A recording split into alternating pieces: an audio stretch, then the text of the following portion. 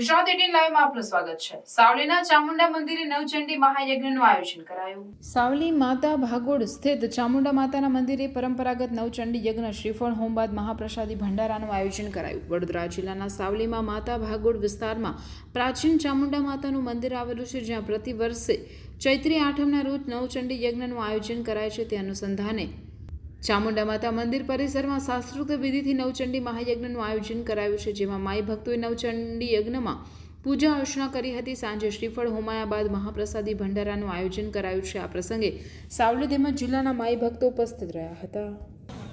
સાવલી ચામુંડા માતા મંદિરમાં નવચંડીનું ગત સાલની પેટ દરેક સાલ જેમ કરીએ છીએ તેમ આયોજન કરેલ છે। આ આયોજનમાં ગામમાંથી જે કોઈ માઈ ભક્તની ઈચ્છા હોય એ પ્રમાણે ભંડોળ આપે છે અને તેનું સરસ રીતે સંચાલન કરી અને ભંડારાનું આયોજન કરેલ છે। અને આમાં દરેક કોમના, દરેક જ્ઞાતિના દરેકને આ ભંડારામાં ભાગ લેવા આમંત્રિત કરવામાં આવે છે।